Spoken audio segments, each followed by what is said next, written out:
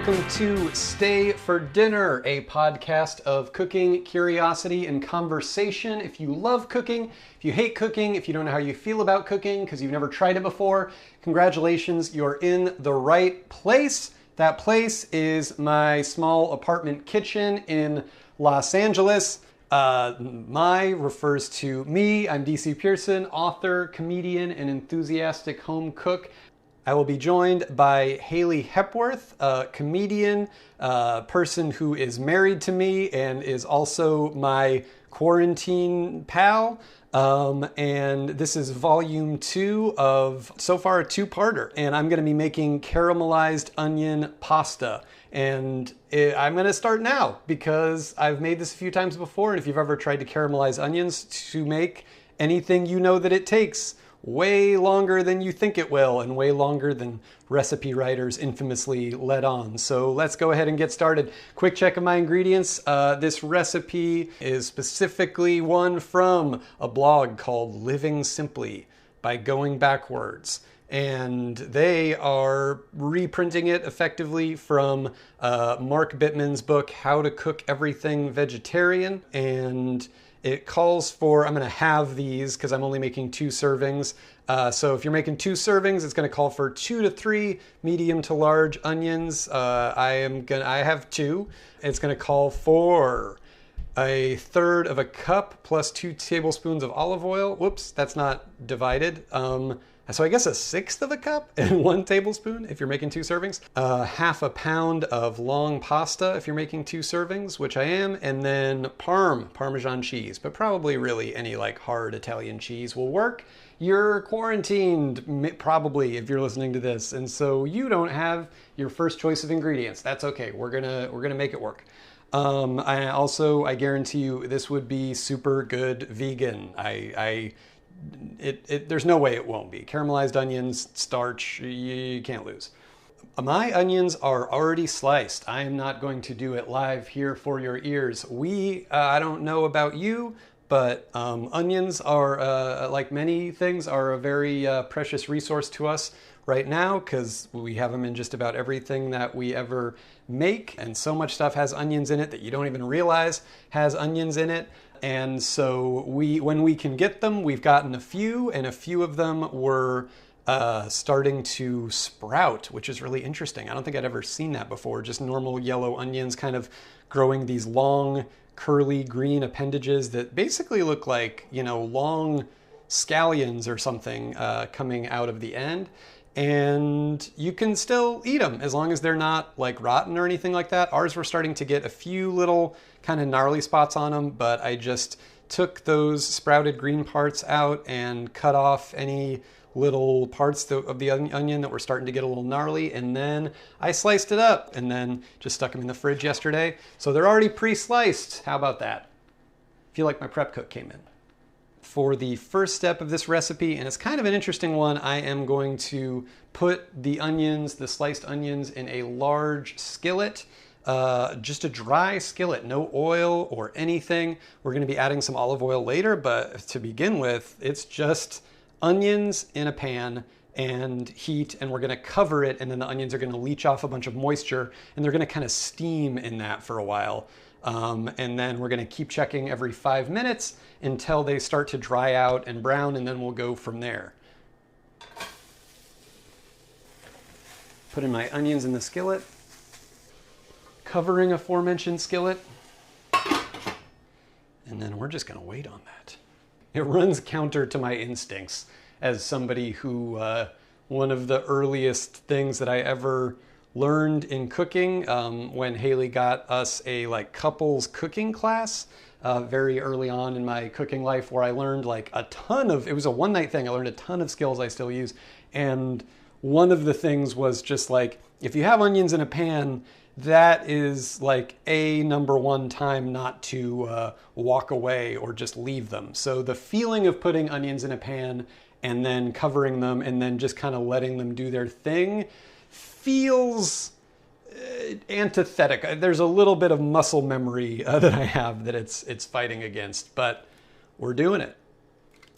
This recipe, I think I first encountered some version of it from Sarah and Tom McHenry, two artists, comic artists, podcasters as well, who live in Chicago, who I met via all of us being Best Show fans.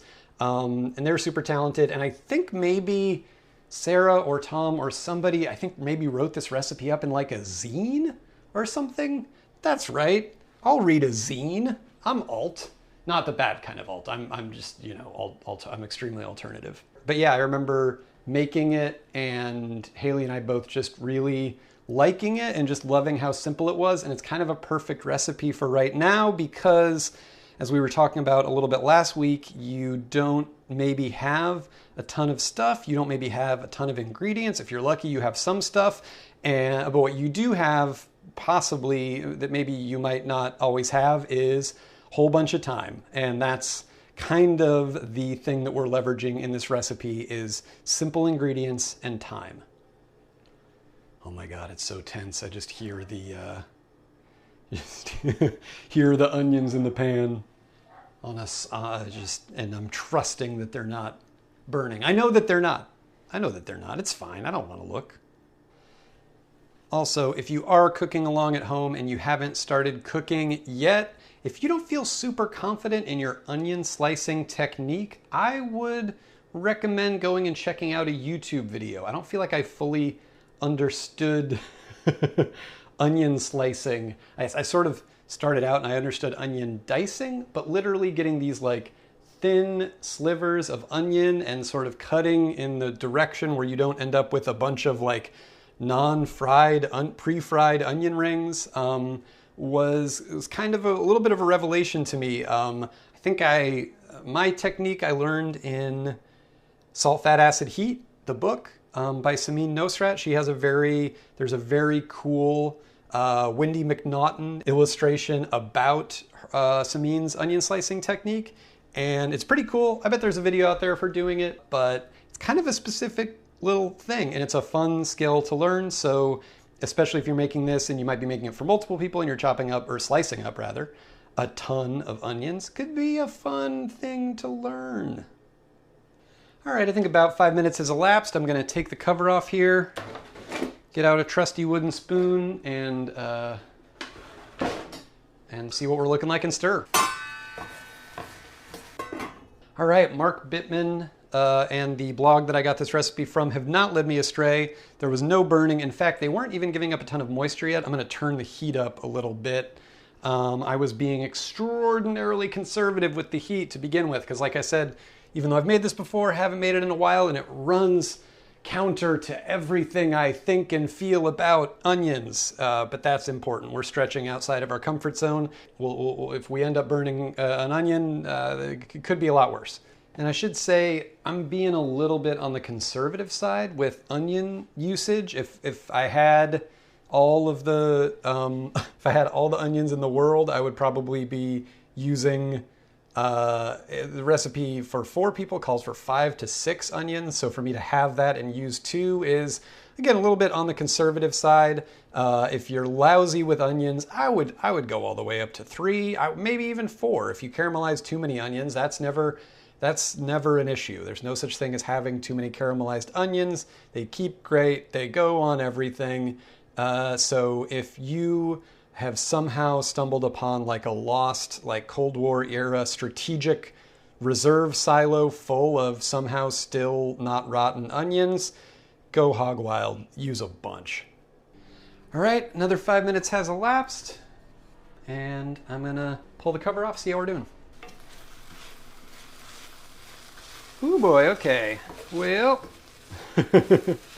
sort of regretting turning the heat up a little bit. We already are starting to get a little bit of browning onto the pan, which we definitely don't really want at this stage.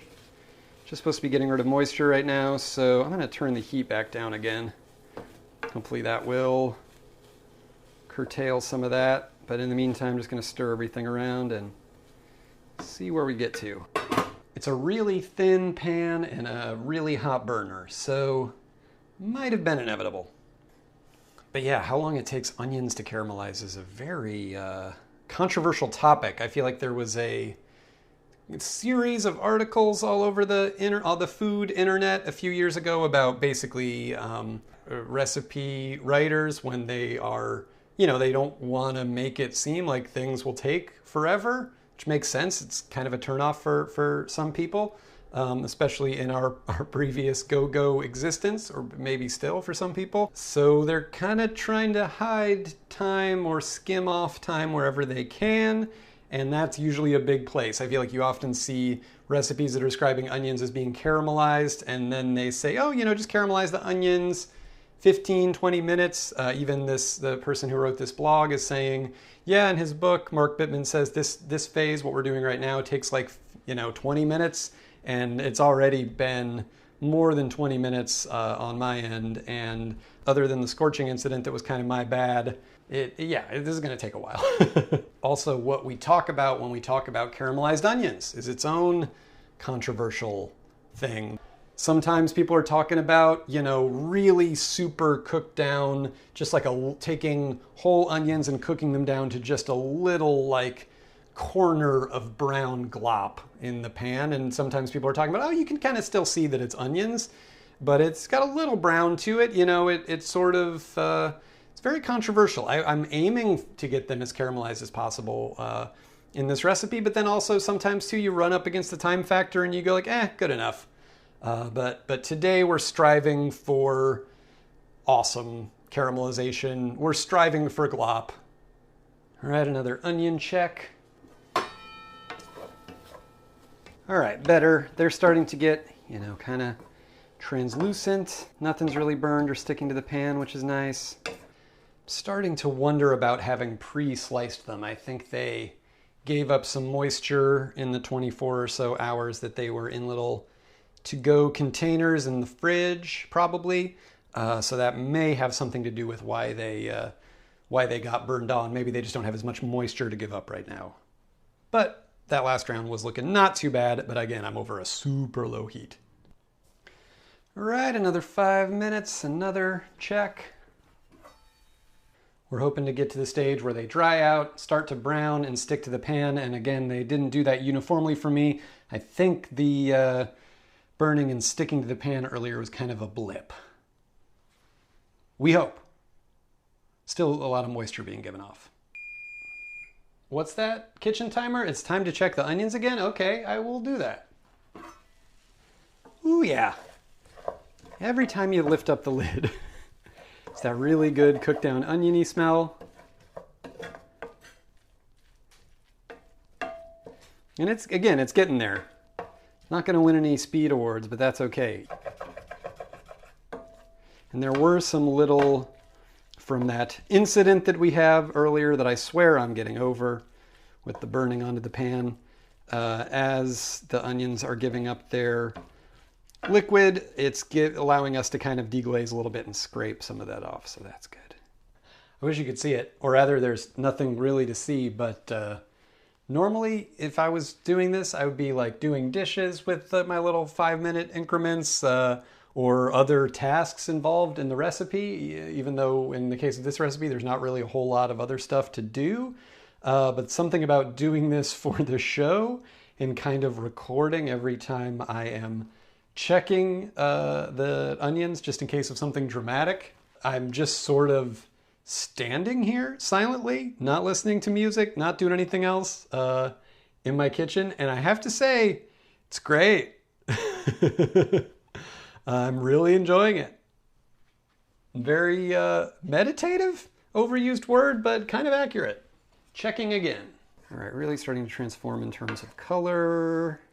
A decent amount. I mean, I'm not great with describing colors. I guess I would say that we're solidly in beige territory, but still a decent amount of moisture. Still doing our process. To quote Brad Pitt in Moneyball, it's a process, it's a process, it's a process. All right, gonna check again here. This is now, I think, officially fully an hour. Still a good amount of moisture. Every time I open it up, still get a good hit, but starting to notice some drying again on the bottom of the pan, which I think is probably a good sign. that we're heading towards achieving dry stage. Onion color, still largely tan, moving towards, I mean, golden brown is such a fraught term in recipes. What does it mean? What does it really mean? Man, how do you know the golden brown you see is the same as the golden brown I see? This is just going to transition into a caramelized onion-based scene from Waking Life, which I shouldn't be allowed to reference. I've never actually seen it. It's funny. I was thinking about it and I was realizing, oh, listening to me check and recheck, very few of which will actually even make the final cut, will probably be very divisive for some people in terms of you ultimately desiring to make this recipe. I think some people will think, that sounds like a nightmare. That's exactly what I don't like about cooking. And then I think other people will think, oh yeah, that sounds great. Something harmless to focus on. It'll be, which camp will you fall in? Sound off. Right now, just say something in your home.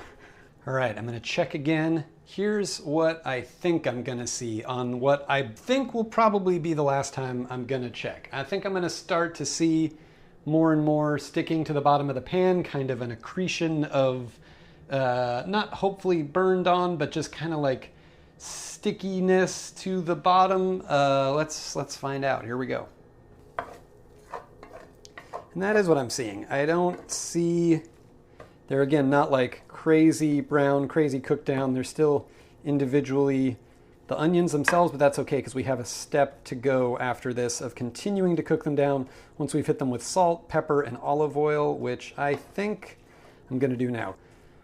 Let's do it. It's been more than an hour. This is the push and pull of caramelizing onions, but we have a whole other step to go after this of continuing to cook them down. So I'm going to elect at this point to move on from this step. So next step, I'm going to remove my lid here, and then I'm gonna hit them with, in this case, like 1/6 of a cup, which is about almost 3 tablespoons of olive oil, and then salt and pepper. And I'm being generous with each because, again, not a lot going on here, so what we do have going on, we wanna have going on. And then I'm gonna turn my heat up to medium. Keep cooking them down, and now they have that added moisture from the oil, so we shouldn't be at too big of risk of burning, but I'm also gonna try to keep them moving as much as possible. And while I do that, I'm going to fill a pot with a little bit of water, and I'm gonna start it boiling so I can cook my pasta. And I like to try to do as little water as possible because A, that way it boils faster, and B, you get starchier pasta water, which is really good for when you're adding it later to kind of bring your sauce together. And I'm of course gonna salt the pasta water. And it calls for cooking the onions at this phase for about 20 more minutes until they are, quote, uniformly brown and soft, almost pasty. I feel like an adjective you see a lot in terms of caramelized onions is jammy. That's kind of where I want to take them. I want to take them to a jammy place. We'll see how long that takes. Again, I'm going to take my heat a little below medium on the onions because thin pan, my rippinest burner.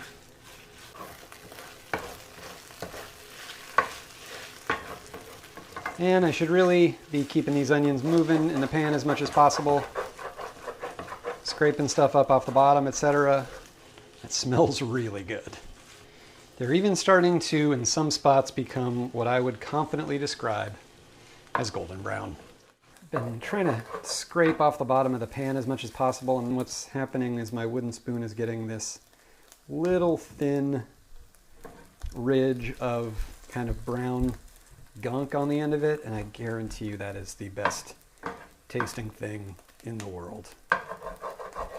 All right, I wouldn't say my onions are uniformly brown. They're darker in some spots than others where sometimes they've stuck to the pan a little bit, but it smells really good. I'm gonna start my pasta cooking, and here's what I am planning on doing. The recipe has a little bit of a different flow, but I'm gonna grate some Parmesan, and then I'm gonna cook my pasta for a few, I would say several minutes less than package directions.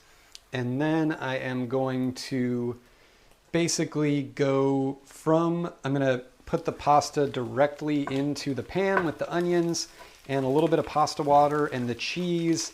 And this step, you don't have to follow along with, but I'm also gonna be putting in a little bit of Vegemite. We talked about last week on the show, potentially trying this, just to add a little bit of kind of that umami, you know, an extra layer of that, and just really go there, because why not?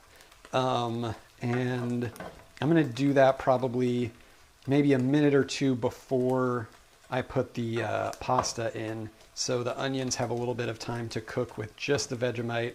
And there's probably gonna be a little bit of extra caramelization that results, I think, because I imagine there's some sugar and stuff in there from the, it's just like leftover brewer's yeast byproduct. We're gonna go for it. Again, you don't have to do that. You probably don't, probably, I don't know. You maybe don't have Vegemite. I don't want to presume. I don't know what my Aussie fan base looks like. But that's what we're gonna do just to try it out. And we'll see what the verdict is. And while I grate my cheese, I'm going to turn the heat down on my onions a little bit.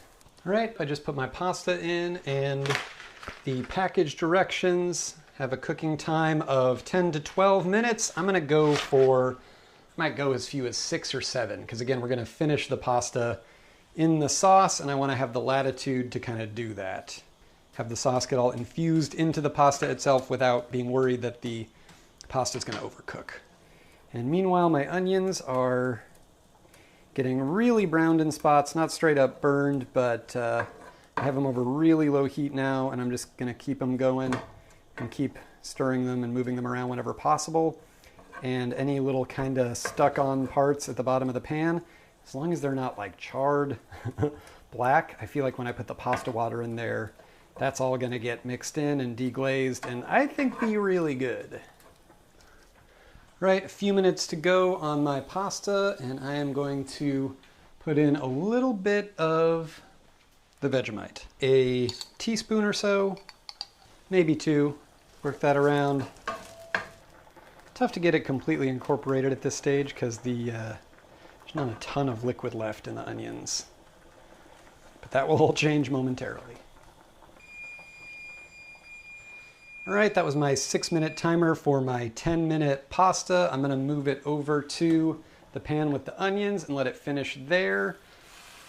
And I am, of course, gonna reserve the pasta water, as much of that as possible, because I wanna be able to use that to finish with the sauce, the pasta water, the onions,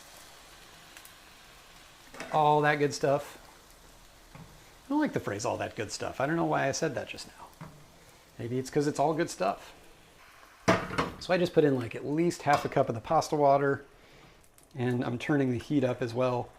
It's basically going to kind of really emulating a thing that Haley does when she cooks pasta here, and try to finish the pasta rather as much in the sauce as possible. Which means adding a lot of water because you're kind of finishing boiling it in the other pan. I've seen it done. And when I've eaten it, and it's really good. Okay, all the water has pretty much cooked off because I turned the heat up really high. Just trying to incorporate the onions as much as possible. They're being only semi-cooperative. But I'm going to test right now for taste and texture. Okay, the pasta's still quite firm. That's okay, I have more pasta water. And while there's a lot of liquid in there, I'm gonna hit it with a little knob of butter as well. Again, something that Haley does. Gives it a nice like velvetyness at the end. Gonna add in my cheese. Ended up with about half a cup of grated Parmesan. And I wanna add that in before I do a final check for salt, because Parmesan definitely adds some saltiness. Turn my heat off again and check again for texture, seasoning, etc. Yep, All right, pasta's still a little bit toothsome, just on the edge of where I want it to be, so I'm gonna call it good. And I'm betting by the time that it hits the table, it will have kind of finished cooking to exactly where I want it. All right, so I'm just gonna dish it into 2 bowls, and it's caramelized onion with a little bit of Vegemite pasta time, my friends.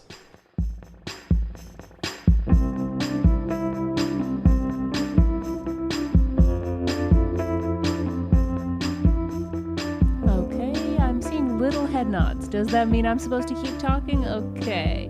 Cats, he's really putting me through the ringer here. Okay, I'm talking. All right, Haley Hepworth, welcome back to the program.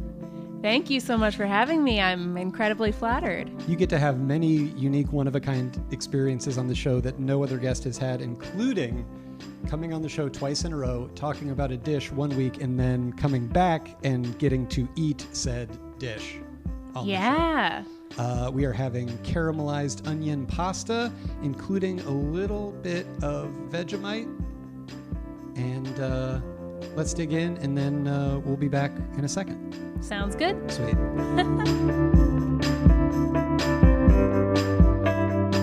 All right.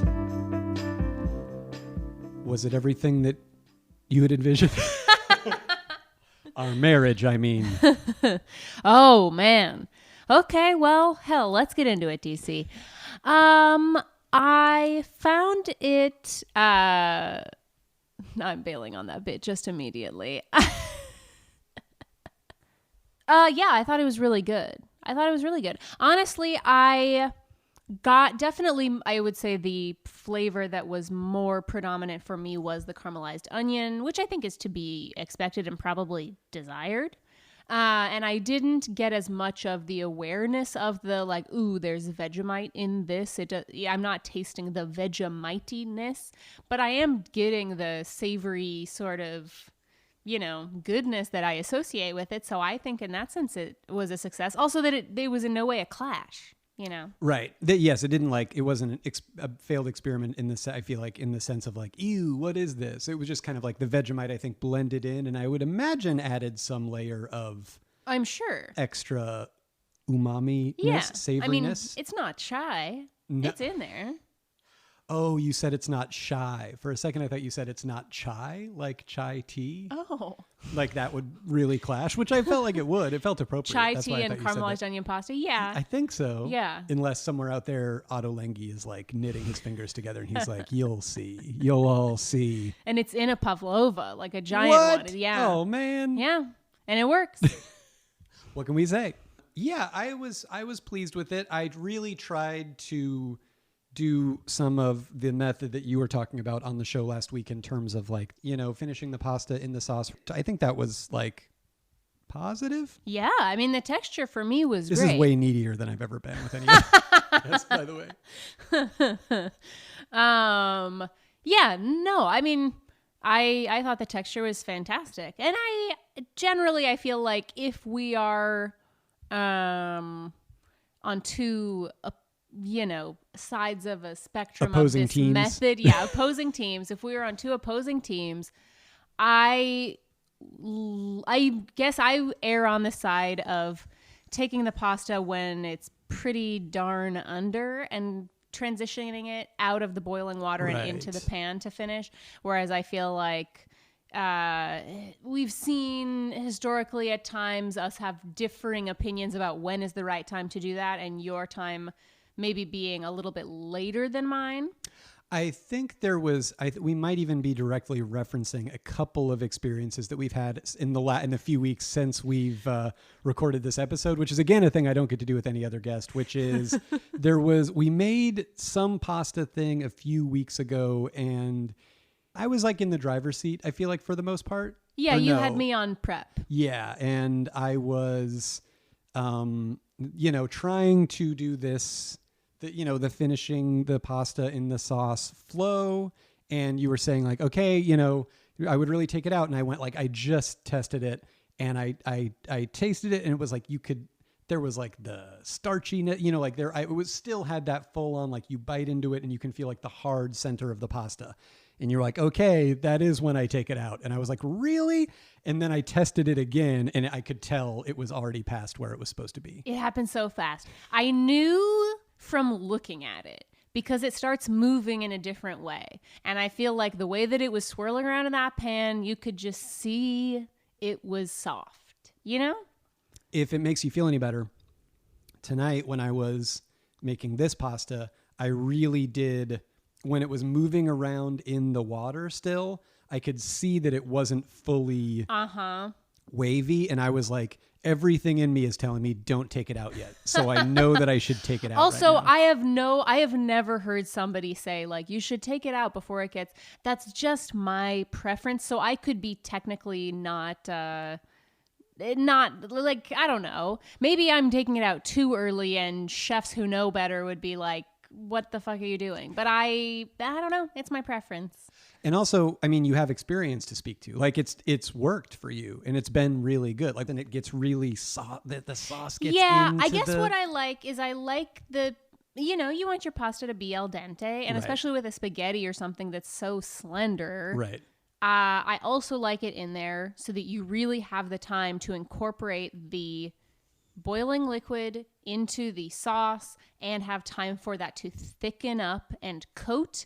And I feel like if the pasta is too close to being done when you transition it, you don't have enough time for the sauce to really aggressively sort of like thicken down and coat the pasta before the pasta itself is over. I feel like I did that this time. And I think why it was so important that I did do it this time was... we didn't have that much onion.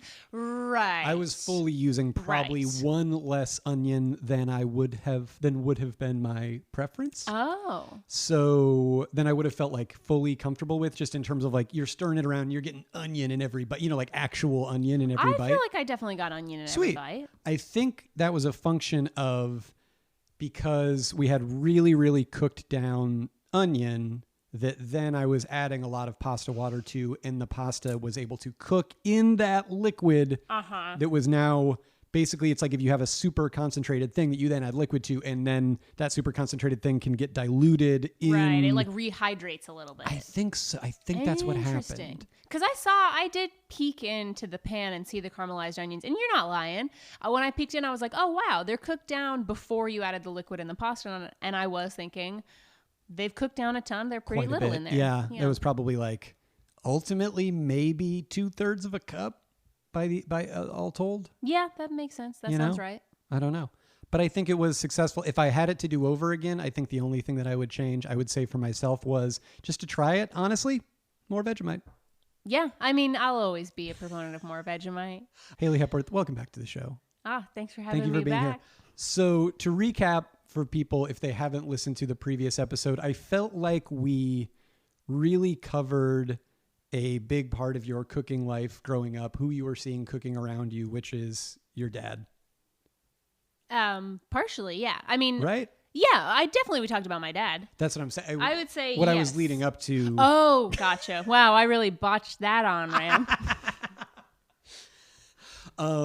I was so thrown by the idea that who I grew up seeing them cook was my dad. Well, precisely. That's what I feel like. I feel like the silhouette that we left that we did not fill in, that looms large. Yeah. Is your mom? Yes. No? No, you're right. Margaret. Yeah, no, she's the big shadow at the end of the alley. She's the big boss. She's the big boss. Of the video game of your childhood. She's the big boss. Big time. My therapist agrees. So when you are in your home, Boise, Idaho, growing up, primarily the person holding down the cooking is... Margaret, baby. And if you had to describe Margaret for people that don't know her, give us a brief. I mean, I feel like we talked about her a little bit last week. She's great. I mean, we grew up in a house with 4 kids and she was super involved. We never had like a nanny or anything like that. You know, it was all Margaret all the time. And I should say 4 kids, like super close in age, right? The first three, yeah. Right. And then a little gap. and then my sister. Right. But yeah, no, my mom's awesome. She's, it's funny, or I feel like something that we have discovered is I think of my mom when I was growing up as being really strict and intense. And I had childhood friends or friends in my adolescence tell me that they were intimidated by her or scared of her. And that, like, you're laughing right now. That seems maybe not true to your experience with her. And I think there has been a huge shift to where she is now chill Margaret, and you have only known chill Margaret because you've only known her for the past, 8-9 years, which is crazy because she was very intense. And she's still, you can see she's an intense personality. Talk about, I think when you're talking about like a really super concentrated thing that sort of you know what I mean? Like she's a super concentrated human. Yeah, she's really focused. She's really hardworking. She's really fun. She's silly, but she's like, go, go, go, go, go. She can't sit down. All of those things, she's a lot of all of those things, including fun, silly, all these different things. Yes, she's an extreme version. Right. Yeah, she's very silly. Yes. How would you sort of describe like your mom's food, like growing up, or what kinds of things are you seeing her cook? Is it the same? Is basically because you've described like, there's this different era where your friends found her super intense, and then the Margaret that I have known is much mellower. Does that feel like, did her style of cooking change along with that as she sort of... I think so, probably. I mean, I feel like her lifestyle is very different. And I think when I was growing up, she was so busy all the time that she had like good recipes figured out, or things that, we would have regularly that were just kind of like, they were timed out, figured out how to execute them at the sort of Grand Central Station of everybody coming and going from various like soccer practices and swim team meets and whatever, which I would say a lot of salmon. Yum. She do salmon like in foil. And I feel like later on when I was in high school, she got into a miso sort of teriyaki glaze called soy vey. Yes, I've seen the soy vey around. Soy vey, I like the soy vey. Yeah, it's good. So she does that on the salmon to give it a little flair, and then that kind of turned into like, she'll do that with a little coconut rice and oftentimes a little broccoli or a little salad or something. So that was like a very classic, probably we had it once a week meal. I wonder what the commonality is, if it's just like a 90s thing or something, because we had so much salmon growing up, I feel like. Yeah, I don't know. In my family. I mean, my dad used to make salmon all the time. Did he have a like go-to preparation? I don't remember. I mean, I feel like it was sometimes grilled. I feel like it could be maybe like in the...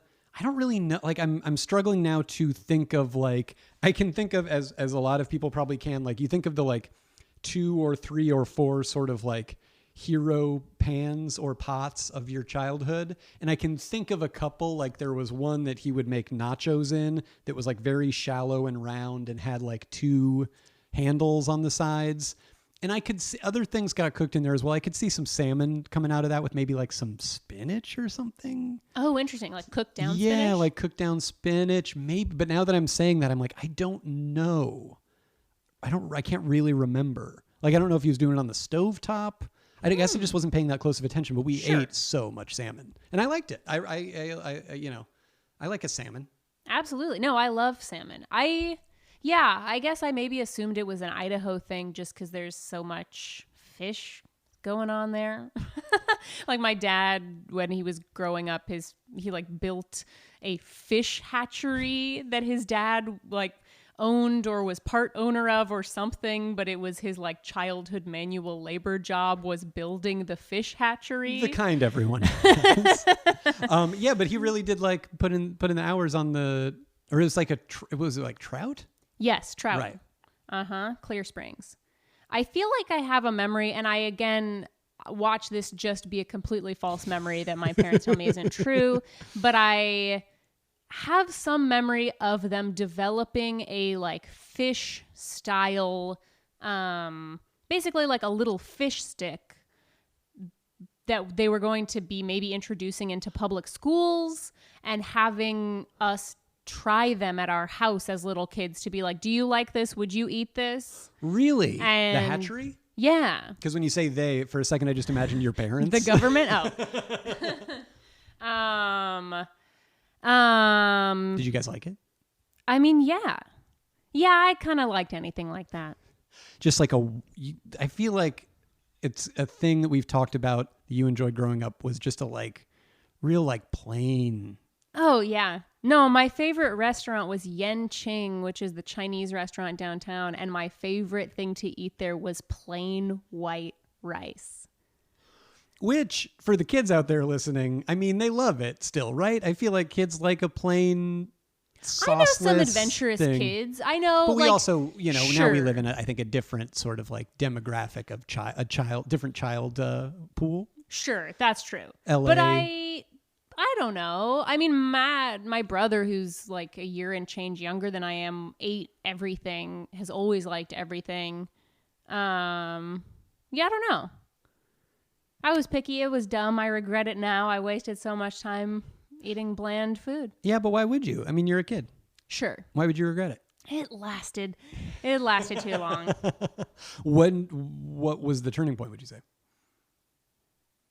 I mean, certainly by like junior high or high school, I experimented with liking some things. And by experimented with, I mean red sauce on spaghetti was like a big breakthrough instead of just butter, which also is insane when I think about how healthy my mom is and how healthy like the food, where it's like, there's no way she was just letting me eat plain starch all the time. But I think she never fell prey to the sort of like Atkins or now like keto or whatever. She's never been a low carb person because she's an endurance athlete. So even though she was super, super healthy, it's funny now that I feel like so many people in LA, their idea of healthy is like no bread, no carbs, no rice, no pasta or whatever. All of that is like unhealthy, that I did not grow up with the perspective as those things as unhealthy at all. I feel like I grew up with the idea of them of like, oh, that's a necessary fuel when you're working out all the time, which everybody in our family was. So it was never, there was a ton of focus on health. There was never any focus on like weight. Right. And because I feel like in your family, there was growing up, it seemed like there's a lot of just like, somebody's got a swim meet tomorrow. Yes. It's a good bet. Yes. Somebody's always going to be like fueling up it. You know what I mean? Yeah. No, I mean, yes, everybody did a ton of sports. I feel like looking back on it, and I'm probably the least athletic of all of my siblings. And over the years, I played many years of soccer that I was never good at. I did years of track, years of cross country, swim team all the way through, volleyball, basketball, cheerleading, other ones, anything there was, we did it. And yes, it was just constant, which I think really was also reflected in my mom's like dinner style was just like, this is a crazy, she was the weird like genius who figured out how to make all of the schedules work or make the like, if you can pick up this brother at this location at this time and then take him and drop him on this street corner, that will time out perfectly with someone like, that we were never, I feel like once I got into high school, there was no like, now we all sit down for dinner at dinner time together because everyone's coming and going. But there was a fair amount of like, oh, whoever is here right now will sit down at the kitchen island together and kind of like eat and, chat. And then whoever is getting home late from whatever practice will have theirs later. And but we didn't sit around the dinner table ever during the week. It was always just kind of the kitchen island, which my mom was actively cooking while we were eating for the most part. So it almost reminds me of a, like, when you hear about people, like neither of us did, but like being in a fraternity or a sorority, and there's the like cook that's just like in the kitchen that's just sort of like, all right, here you go. Yeah, and then it's just sort of like they're on call basically. It seems like she's just going like, dinner service is from this time to this time. Exactly. And we're gonna, but Matt has a reservation like at 8:30. Stepping in and out during that time also because she has to drive everybody and do everything. So it would be like, I think now about the amount of like planning that she must have had to do where I feel like, okay, I would get home from like, get dropped off by the bus from junior high before anybody else got home, and she would be picking up some other kids from a different school and would not in our family.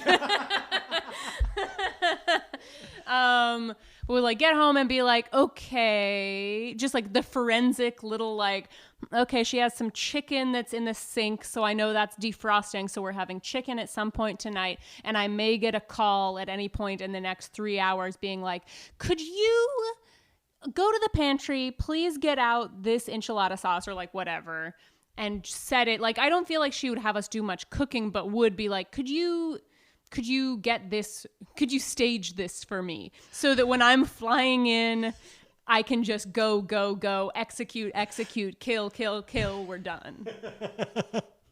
So the child, whoever's the set of hands is going to be called up to just like do that part of it. And I'm aware, me being Margaret, I have all the pieces in my head. It's like I have like a map of town in little like beeping dots where people are, and I need to be here, and there's one at home, so I'm going to have them do. It's like a strategy computer game or something. Yes, absolutely. I feel like at times it would be like we'd get a call that would be like, put some water on to boil, sort of thing, where it's like, okay, she's thinking steps ahead. She's figuring out all the timing while also she's doing all this other crap. As somebody who had every intention of finishing this dinner by 8:00, and then we didn't sit down to start eating and recording the podcast that we have to record until like well after 9, I really respect the hell out of it, because oh my God, yeah, not a skill I have whatsoever. No, it's also like I feel like my dad would get off work usually around like 5:30 and come home. And he's laid back. There was never, to my knowledge, any amount of like, where's my supper? But he definitely, you knew that he was hungry and ready for dinner when he would start to get like chips and salsa out and kind of sit at the island and just have his little chips and salsa. And he's not saying anything, but whereas like we never had late dinner. She made sure we were having dinner by like 6:00 was the opening of the window. That also then she's service. Like, yeah, dinner service is probably running until like, 9? I don't know. Having been around your family and cooked a decent amount at your folks' house now, there is a very definable period where your dad starts kind of circling. Yeah, he's just looking. He's just he got his little hands in his pockets, in his front pockets of his little jeans that he puts on after work. He'll come home from work, he'll go and change, and then he'll kind of come out and kind of mosey around and just kind of tilt his head and crane his neck a little bit and just kind of survey. What's going on? What are we having tonight? Okay. And yeah, it's like many, and I think our dads are similar in this way. It is much to us, I guess, to a certain personality type. He is not meaning it to be pressuring. No, it's not. It's not like passive aggressive in any way. But it is more pressuring than actually being like, "Where's dinner?" Yes. You know what I mean? Because you feel like, "Oh boy," okay. Because you're like, "This is motivated by real hunger." Exactly. This isn't about him needing to maintain some power dynamic where he needs everybody to fall in line and kiss his ring. Yes. This is about he's hungry. Help him, please. That is the one sort of your dad food habit that I've noticed, or sort of pattern. And then the other one related to dinner is then after dinner, if he gets up and goes and kind of looks and sees, and maybe if there's a little bit in the pan, gets seconds, is I feel a big compliment. Yeah. You know what I mean? Mm-hmm. Yeah. He's not going to eat more than he needs of something that he thinks is fine. But if he really likes something, I think that's pretty good. He'll kind of get up as though he doesn't really know where he's going, and somehow he's ended up in front of the stove dishing up again. There is one thing that your mom makes that I would love to know how it fit into your guys' routine growing up, because she makes a lot of stuff and she makes a lot of stuff very well in my experience. But one specialty that she has that I feel is truly sublime, and I know you agree, is her grilled cheese. Oh, yeah. Yeah, it's great. Which is so funny. It's a treat. It's rare. Yeah, no, it's great.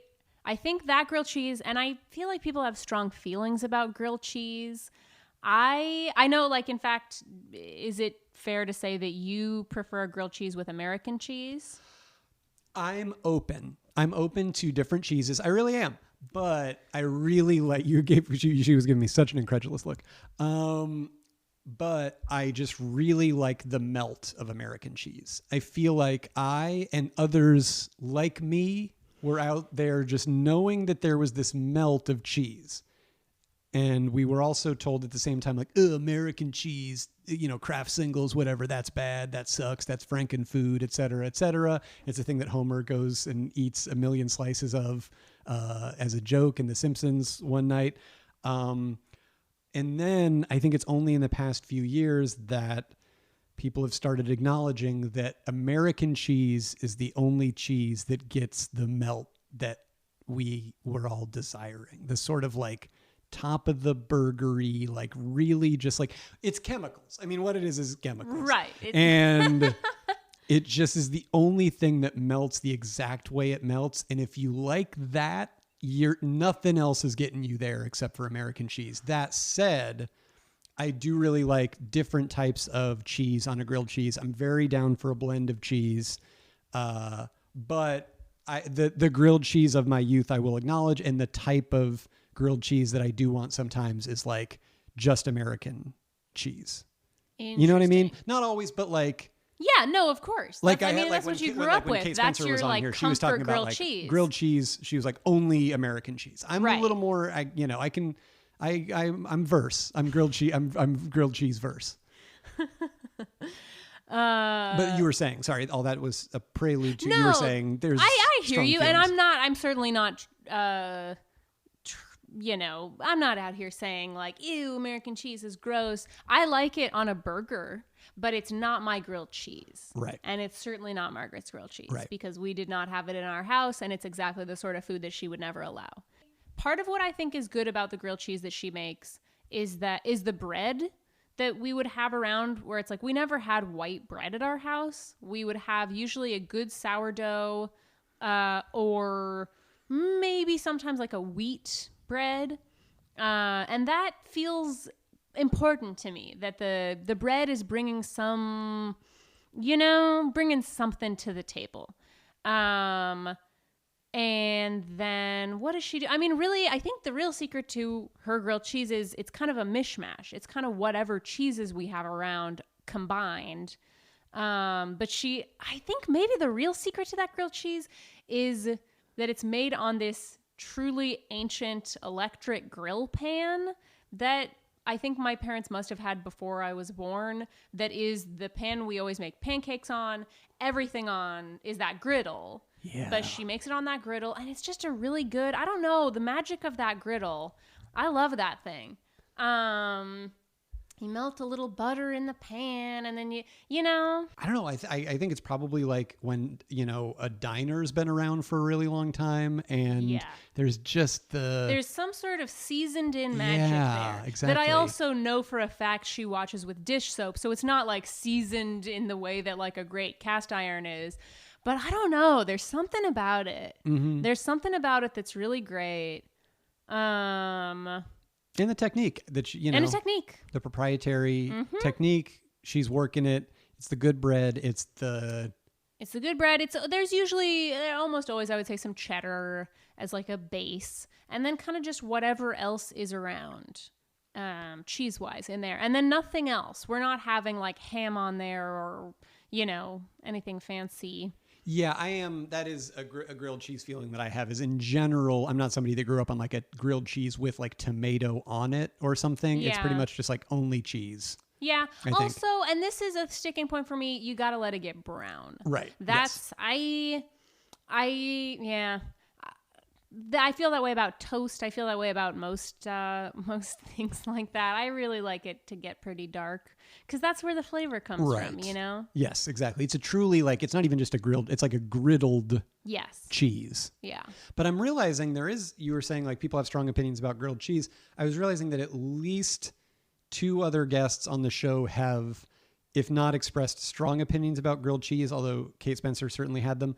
Mono, when Mono Agapian was on, he was talking about the reason he doesn't like dill pickles, which he very much dislikes, was pickle juice getting on his grilled cheese as a kid. Oh, sure. When there's like a pickle wedge it just next like to it. perfectly, you know, like you have the perfect texture of like the grilled cheese and it gets soggy. Yeah.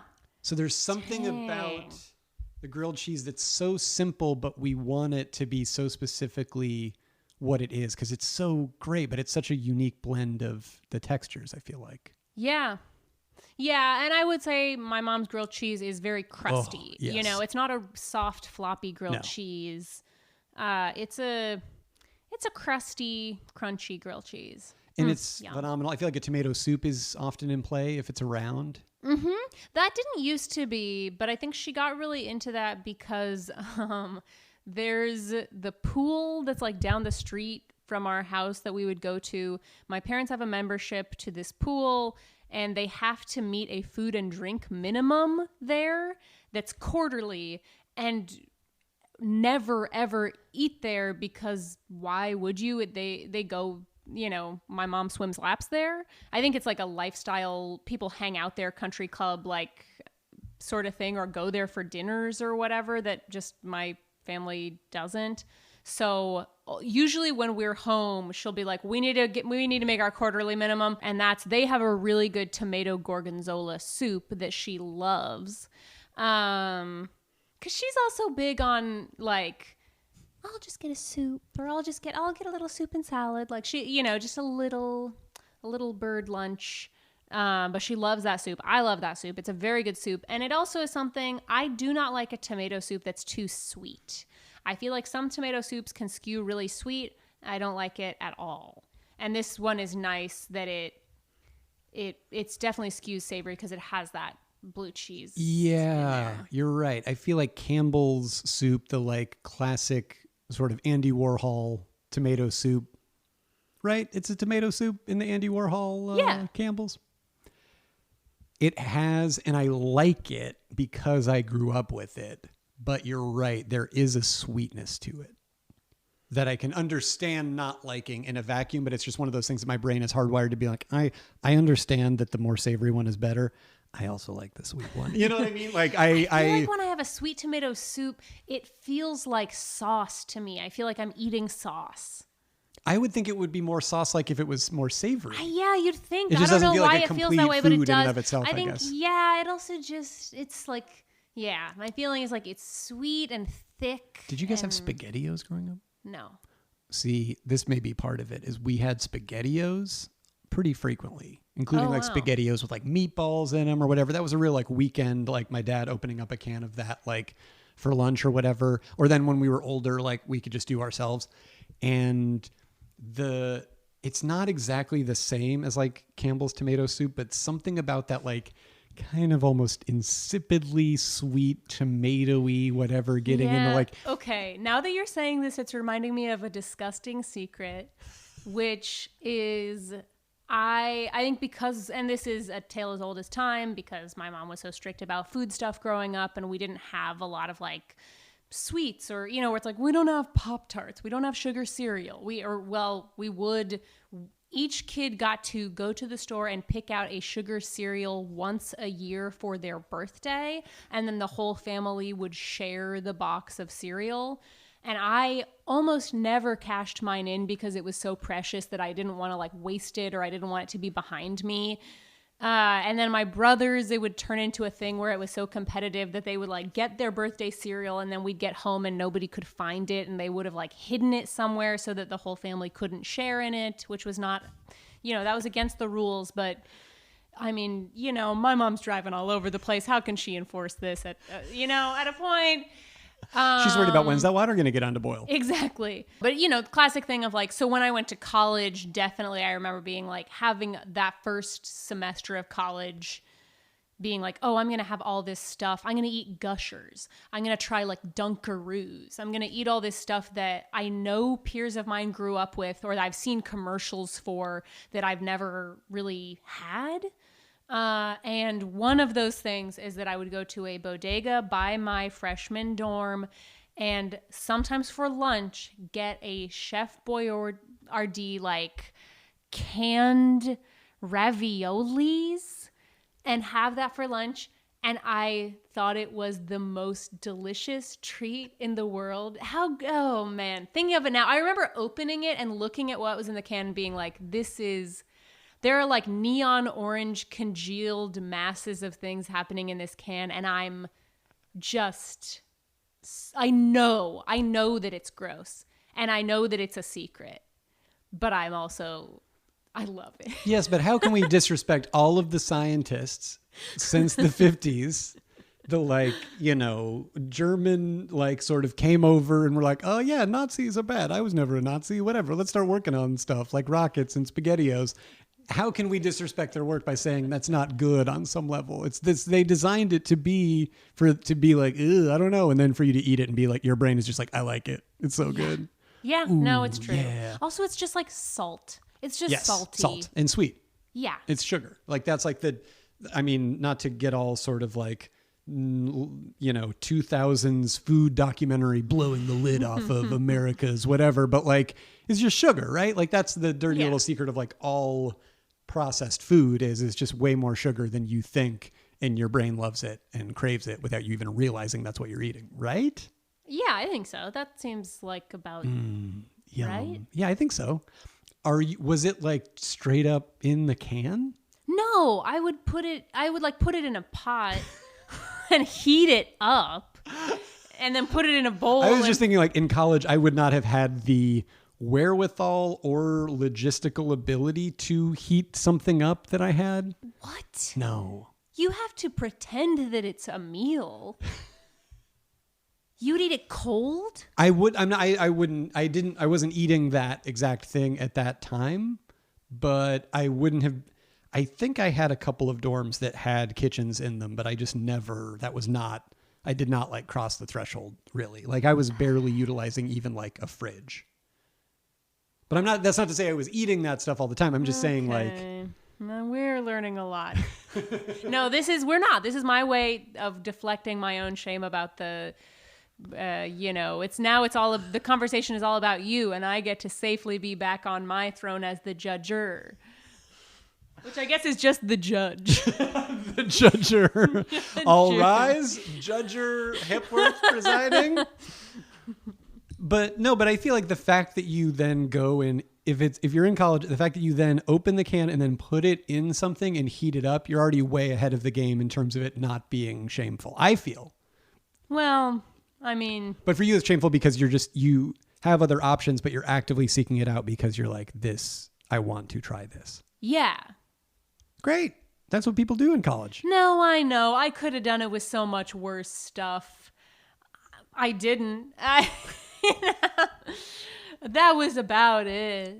Have you ever, to switch tracks for a second, ever cooked for somebody on a date? If so, how did it go?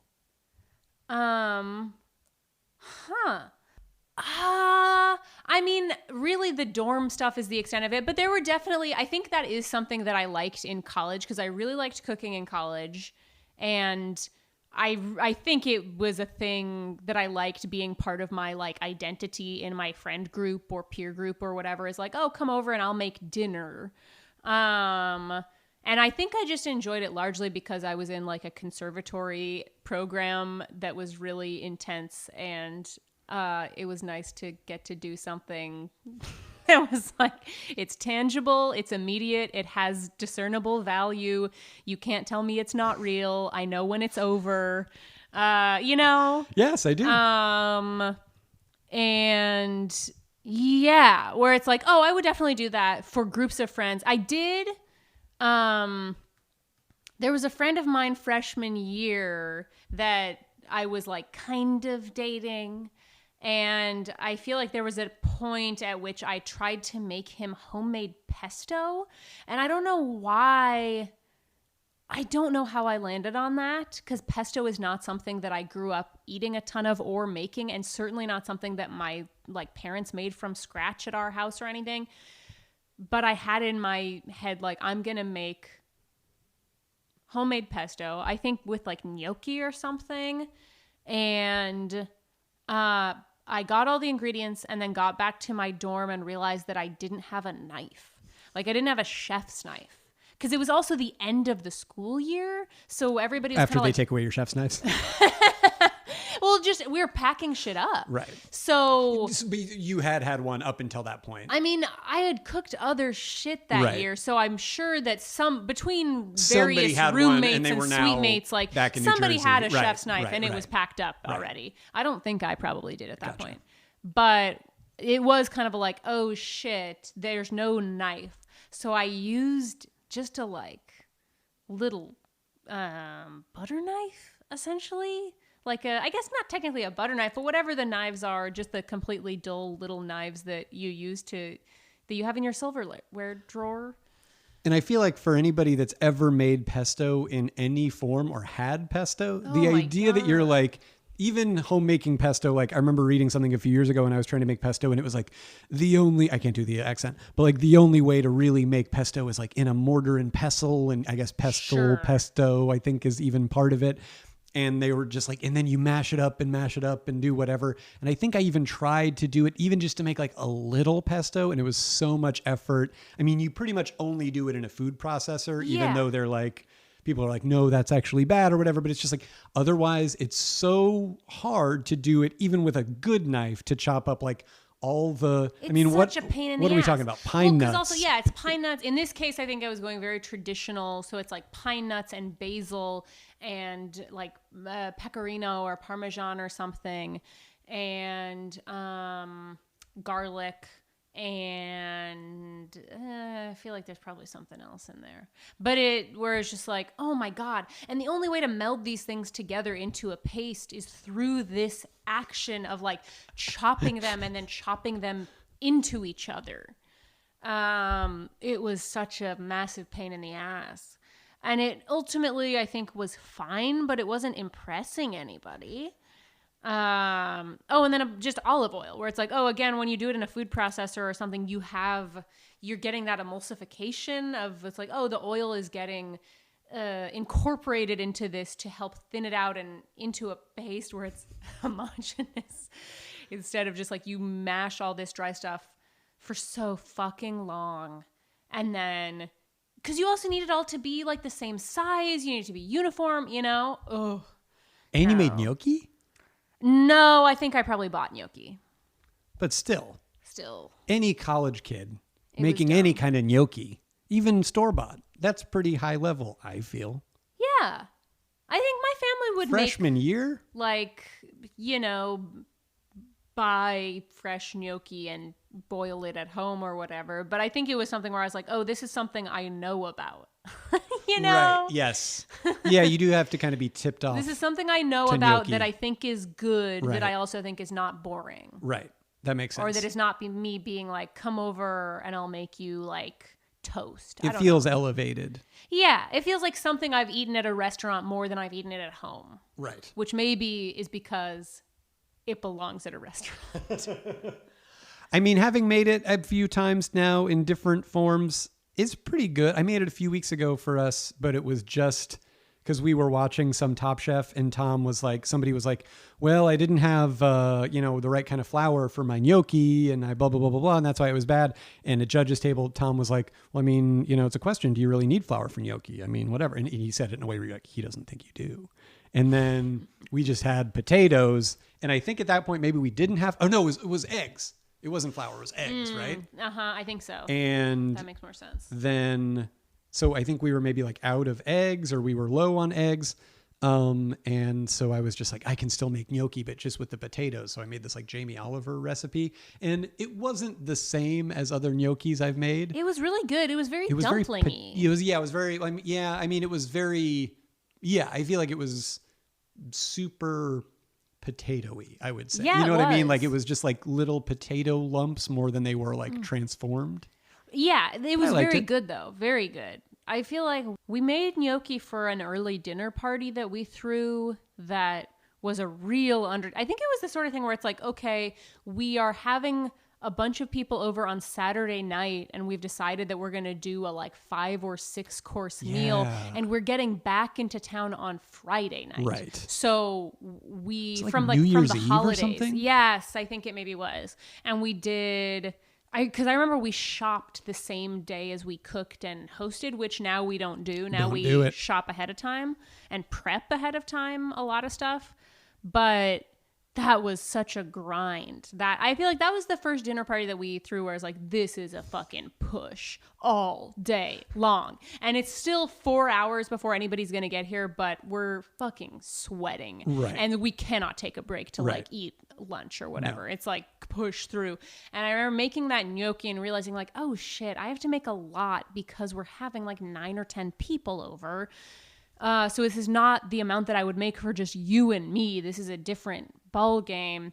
And reading something basically about needing to really like mash and rice ultimately the potatoes when they're still piping hot. Meaning like with a ricer, like a tool that you like press cooked, I guess mostly just potatoes through that makes it Yes. super. Which at that time I thought we had and we did not. So the potatoes are boiling hot. They're like steaming. They've just come out of the boiling water. And I'm feeling like, okay, we got to do these now. And then I'm realizing that we do not have a ricer. So I ended up doing it with my hands, just like smushing them. And like, it was horrible. My hands were burning, but I felt like I had to just keep going and getting in there and trying to like sort out any tiny lumps to make sure it was all smooth and silky and there were no lumps. Oh my God. I think that course turned out good. It was very good. I think you made a But- puttanesco with it. I did. Yeah. But it was great. good Lord. Is there a time that you can think of that you endeavored to cook something and it went horribly wrong? And what did you do? When I think of things going horribly wrong, I think of like baking. Interesting. Because I feel like with a lot of cooking processes, you can realize that it's trending wrong and kind of adjust a little bit more. There's a little more grace of like, okay, this is such an active process that you can kind of fight for it a little bit or just decide to like take it in a different direction. Whereas I feel like definitely in college I tried to make a cobbler. That's something my mom makes. Oh. She makes a really good fruit cobbler, usually with like raspberries and Yes. nectarines and blackberries. It's so good. And I tried to do that and I thought like, oh, this will be so simple. And then I tried to do it with strawberries. And I think just a classic switch up of like, oh, it says baking soda, but I only have baking powder. Whatever, they're probably more or less the same. And then the whole thing, I remember thinking like, ooh, it smells good. And then opening the oven to look in, and it was just completely separated. It was like liquid. I don't know, I still don't understand exactly what happened, but it was like, okay, some parts of this are burnt, and then the body of what is supposed to be kind of like a custardy, delicious center is just, it's just like liquid. It's not, it's like clear liquid. It felt like liquid that had like leached out of the berries. I don't know what happened, but it didn't, I just had to throw it away. Just a full on. There was no salvaging it. At that point. It was a full what? You binned it, as they say on Great British Baking Show. Oh yeah, I binned it. Yeah, it sucked. It was bad. It was like, there's nothing to be done with this. Yeah, I guess it's because in baking, you have to kind of commit to that, like, and now it's just going to be, I'm committing to this period where it is supposed to transform into what it's going to be, and everything I can do to really control that besides baking it for less or longer, I've already done. Yeah, the only decisions that are left, it's basically like, okay, you do the prep and then you can change the amount of time or the temperature, and that's it. And often I feel like by the time you figure out you might need to adjust one of those two things, it's too late. But that's not true of all. Like that's, a lot of stuff, there's more processes or things that go into it, but still is like, well, Then once it's in there, it's in there. Right. But most cooking projects, especially ones that take a really long time, you have so many steps and so many where you can add flavor or cook things down or add more stuff or do whatever. And then especially ones that take a really long time, the one thing that I love about them is it's like throwing a bunch of things into an average where you're like, the more things there are or the more time that this cooking process took, the less any one decision really matters. That's part of why I love a like good big braised thing is it's sort of like, what, it's going to be bad? Like I did a lot of stuff, but I did it over a long period of time.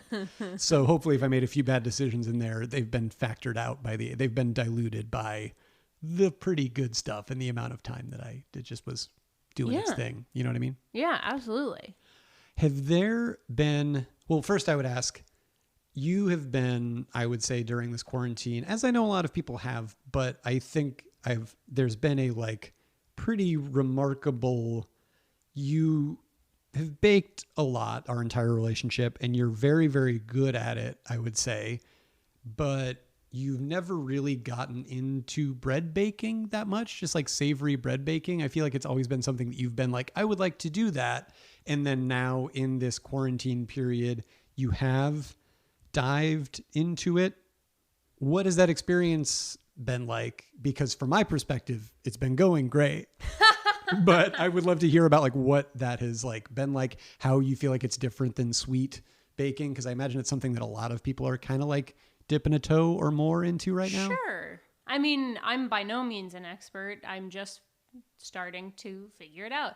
I think a lot of it is intimidating to me or has been intimidating to me because when people talk about it, it sounds like chemistry and people are talking about like different percentages of different types of flour and different percentages of hydration and and all this stuff where I feel like, I mean, we have one type of flour and it's not even all-purpose flour. It's a flour that we got at an Indian grocery store that I think is like flour. Lower protein than all-purpose flour. Right. And I think bread flour is higher protein than all-purpose flour. So I don't think it's an ideal bread baking flour even. And it's certainly not like it's a rye or an einkorn or some whatever blend or percentage of this or that. Artisanal. No, where I feel like, it's called like Maida flour. I don't know how to pronounce it, but Maida or Maida flour, I think. Yeah, I mean, it's working for me just fine. So part of it, I think, has been nice to get over that barrier of intimidation just to be like, I don't have a choice. I'm not going to sweat that I'm not using the right type or blend or ratio of flours because I don't have the option. And then I don't know. I think it's pretty chill. I think it's something that I like about cooking and baking, which is just feeling like I'll like do some reading to feel like I have a grasp on the basic principles of why it works or what is supposed to work about it, what you're working towards and how you're trying to get there. And then beyond that, leaving it up more or less to like intuition or just some sense of like, I don't know, feel it. Does it feel or look or smell or whatever, how it's supposed to maybe look or smell at this stage that makes sense? That I think made the first time I baked something like that more intimidating as far as like, I don't really know what this stage is supposed to look at. But then each subsequent time feeling like, okay, I feel like I have a sense of if we're on track here or what I want to maybe adjust a little more. And I think I'm more comfortable learning in that way than super strictly following a given recipe or method. So it's been fun. Have you learned anything about like yourself or your personality through baking or cooking? Has it like taught you anything about yourself or like your creative process? I mean, I think it's definitely like paralleled or reinforced things that I found in my creative process. I think and maybe you feel similarly as like when you're like a kid who's good at school and you get a lot of feedback that it's like, you're type A or you're super studious or where I feel like that was feedback that I got about myself that I do not think is true. I don't think I'm type A, and I don't think that I'm great at just like reading a recipe and breaking it down and executing it. And that's also true in my like creative processes or whatever, but feeling like, okay, I think I'm at this point have figured out more or less a balance that I feel comfortable with of being like, I'm going to do my homework so that I have a foundation of comfort or knowledge that I'm working off of, because I like to know what I'm going for, and I like to know like why. I want to know why I'm doing these things in this process so that I can understand if I'm doing them effectively when I'm giving them a shot. And beyond that, then kind of feeling like, okay, like I'll take that foundation under me, but also then I prefer to just kind of, I don't know, ride it out and fuck around a little bit. Rather than being like, should this be that way? I'm going to check, or I'm going to go back and read this thing, or I'm going to make sure that my picture matches that picture, or whatever is not super my process, which has been relaxing during this time. Why? Why do you like that? Why do you need that? What do you mean? During this time? I'm kidding. Oh. I know what you mean. I mean, I guess I don't know, maybe that does make me type A. I don't know what type it makes me. I don't know what type A is. Somebody who is, I am also comfortable just following the directions, but you're somebody who sort of like ishes things when you're cooking and sort of is like a glug of this and a dash of that and a whatever. It's not a lot of like measuring. And I always sort of felt like, especially when I was first starting out, like I really, really need to follow the recipe and do exactly a teaspoon of that and exactly 2 teaspoons of this, because if it turns out bad, then I'm bad, you know. But I think following your example and seeing you do that has given me the confidence somewhat to kind of start doing that more. I would say I still do it less than you do, but I think I'm getting better at it. You know what I mean? Yeah. Like I found myself even making this thing, like reading a recipe and going like, okay, well, it says to do this, but it's not quite, but I think I'm gonna, and then trying to default to going with the like, well, I know it says that, but let me go with my gut over just trying to interpret. Because also recipes are like such an imperfect way to learn how to make anything, because people's kitchens are different and people's whatever. So like you're reading this person writing a thing saying, you know, in the case of this pasta, like, or, you know, the onions, like dry and pasty, and what your paste and my paste might be 2 different pastes. Yeah.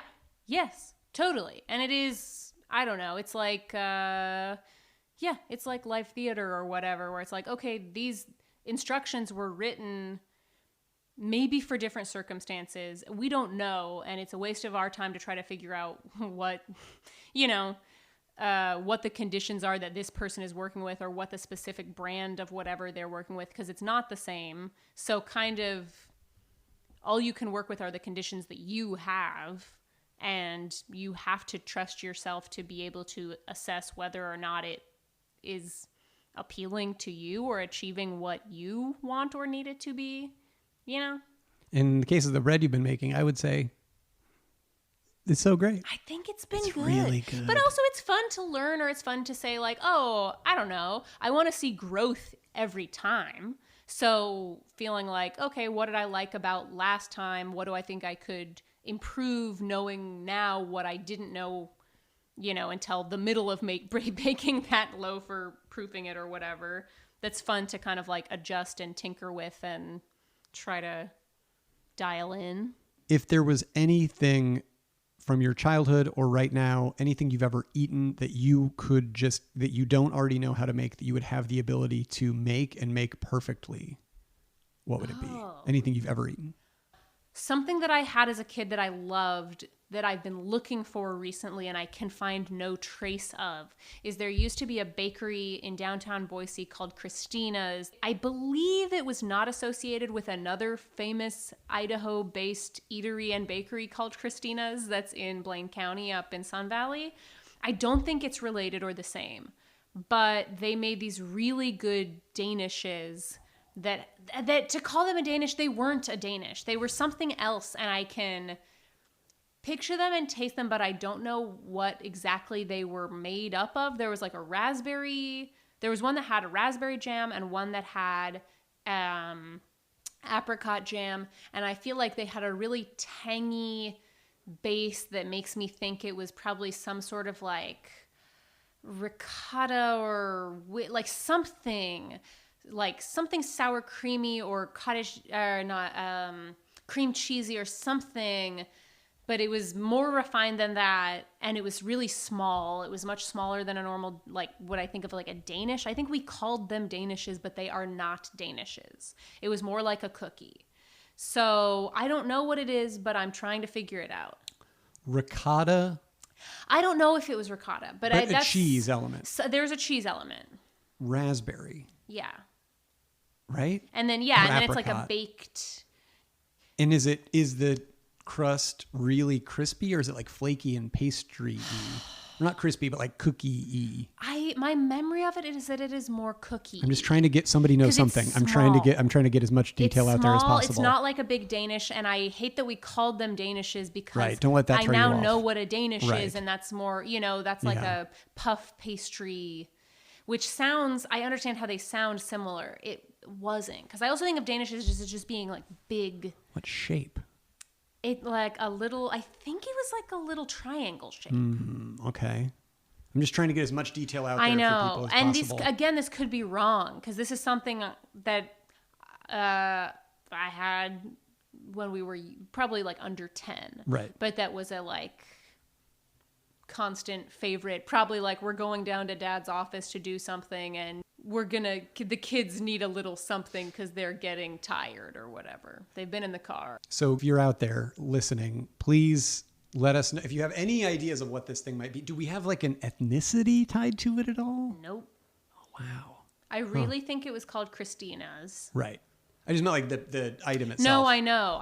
No idea. Oh, wow. I mean, I guess Danish because we called them Danishes, but I feel like that's wrong Right. or off base in some way. But if you Maybe know I'm what it just is- too tied up in the idea of like Danish is Right. not being exactly what I'm looking Do you for. remember enough? I mean, I remember the flavor. I remember the flavor, especially of the raspberry, because I didn't like apricot, so I always had the raspberry and the cheese element. That is crystal clear to me.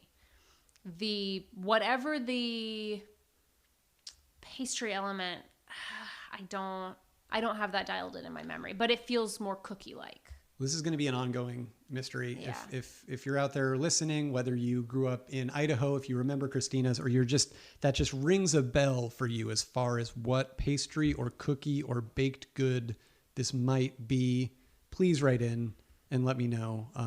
Hit us up on Twitter. Ooh, yeah. I want to know too, because then if you find out, then you might make it and then I'll get to eat it. If you're good. Haley Hepworth, thank you for returning to Stay for Dinner. Thank you for having me back.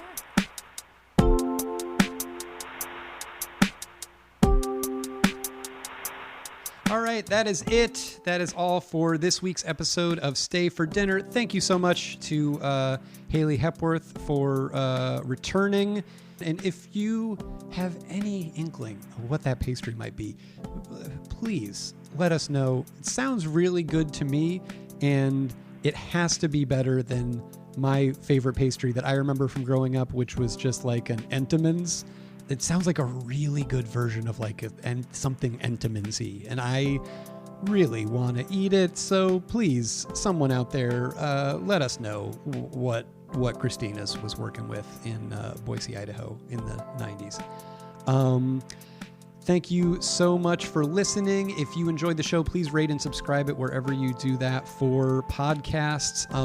Hit me up on, I don't know when I became somebody that says hit me up on, but it happened. Hit me up on Twitter. The show's Twitter is @StayForDinner. We are on Instagram @StayForDinnerPod. You can follow me at DC Pierson and on Instagram @DeeCeE Pierson, because I joined Instagram in 2019 and all of the normal names were taken. And if you have something that you would like to see me cook or hear me cook rather, please let me know at stayfordinnerpod@gmail.com. or any of the other myriad ways that I just listed that you can contact the show, or any questions, comments, concerns, etc. And my interstitial music is by Advanced Bass, the amazing Owen Ashworth. My title theme is July 4th, 2004 from the EP So Long by Jason Anderson. You can find that on Spotify. My cover art is by Sarah Becken. And that is it, guys. I will talk to you next week. Bye-bye.